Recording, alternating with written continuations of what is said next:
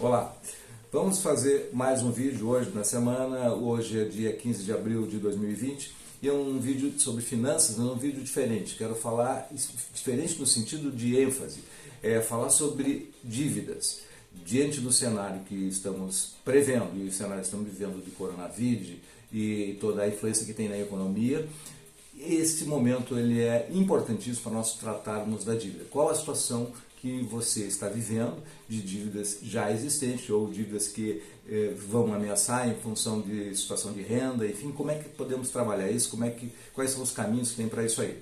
Bom, mas antes disso, te peço para te inscrever no canal se você não é inscrito ainda, vai lá, dê o seu like, comente e compartilhe, tá? E curta a página do blog Sampaio Sucesso Financeiro também.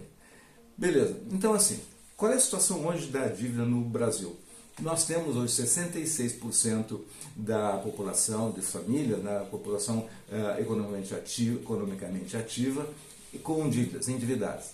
Bom, dívidas dos mais diversos tipos, mas as principais são o cartão de crédito e o cheque especial.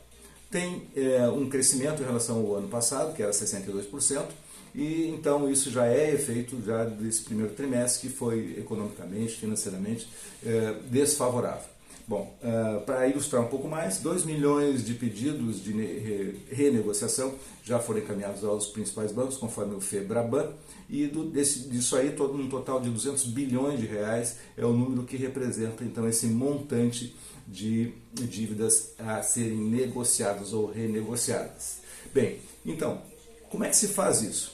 Basicamente, o ponto é começar com um plano das suas possibilidades em cima da sua renda e comparada com as suas despesas, qual a disponibilidade que você possui para fazer frente a essa dívida, considerando as premissas de possibilidade de redução de renda, de demora para se resolver essa questão econômica e financeira em termos de trabalho, em termos de renda, para pequenos, grandes negócios, enfim, toda a economia em torno disso. Já se sabe que vamos ter uma recessão, ou seja, uma diminuição da atividade econômica neste ano 2020, tá? Que não se recupera mais.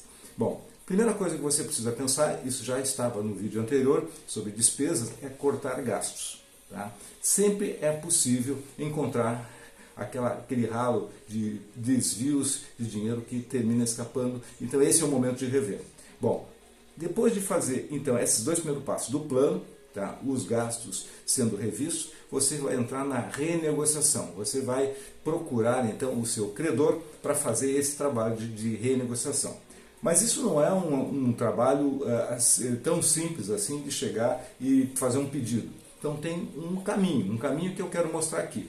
A primeira coisa que você chegar com o seu plano, você vai mostrar ao credor, vai conversar com ele, vai ser um trabalho de que você está convicto da sua situação e que você está apresentando com sinceridade qual é a situação que você tem e você tem consciência do que está fazendo. E, por fim, você tem que ter certeza também que essa parcela que você está comprometendo e se comprometendo a fazer e cumprir, ela esteja dentro, caiba no seu bolso. Então isso é fundamental. O instrumento que se usa para isso, tá, basicamente, é uma coisa só. É o chamado fluxo de caixa. É o total de receita, tá, e mais as reservas, e versus as despesas. Quer dizer, esse confronto ele exige que você tenha sobra. E vamos pensar aqui em sobrevivência. Qual é o período que você imagina que dentro da sua renda, da sua possibilidade, você cobre todos os seus gastos, todas as suas necessidades. E a diferença é a diferença que vai, nesse momento, ser disponibilizada para as dívidas, para as parcelas de dívidas. Tá? Se não couber, você precisa então renegociar. Bom, indo para a renegociação, tá, dessa dívida, você vai trabalhar dentro de vai ter uma postura. A postura é alguns caminhos, por exemplo, é o ganha-ganha. Tá? Não é aquele espírito de competição que a gente se acostuma a ver e está dentro da cultura, de uma certa forma, eu ganho, eu tenho uma vantagem aqui, uma vantagem ali, o ganha e perde. Isso tem que ser deixado de lado nesse momento. É uma situação completamente diferente. Nós vivemos uma situação comparada às situações de guerra. Né? Nós temos uma premissa, prioridade, na verdade, de sobrevivência financeira e inclusive da saúde. Né? Bom, saiba então também nesse momento dos seus limites, quais os limites que você tem, até onde você pode ir com o seu comprometimento.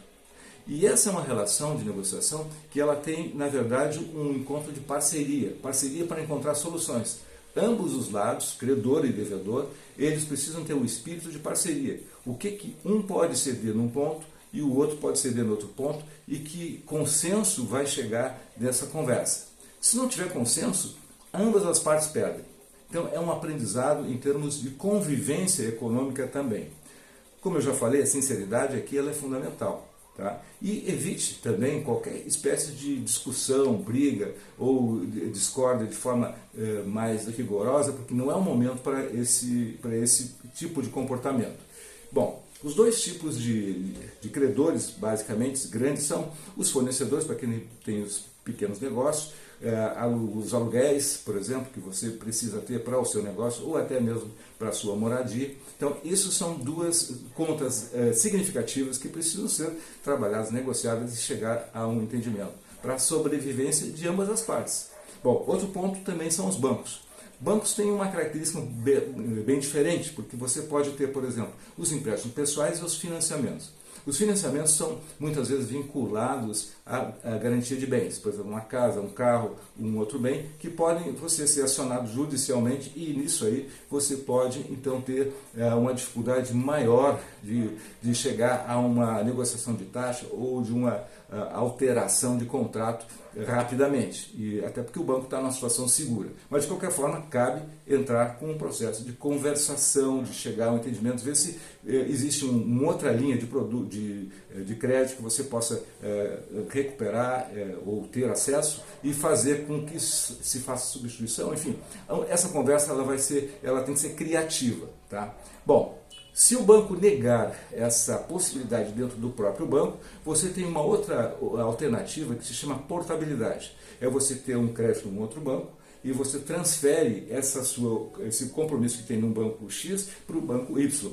com vantagens que você pode conseguir lá em termos de taxa e em termos de prazo. A portabilidade é uma condição legal que foi criada em 2013 e tem todo um protocolo que você vai solicitar ao banco de informações para que você transfira, e o banco tem 24 horas para lhe passar isso.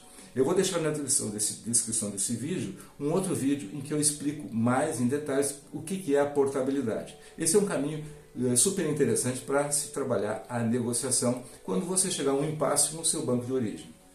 Tá? Bom, portabilidade, então são vários itens, e vários itens que você vai pedir ao seu banco, que eu vou deixar na descrição desse vídeo então.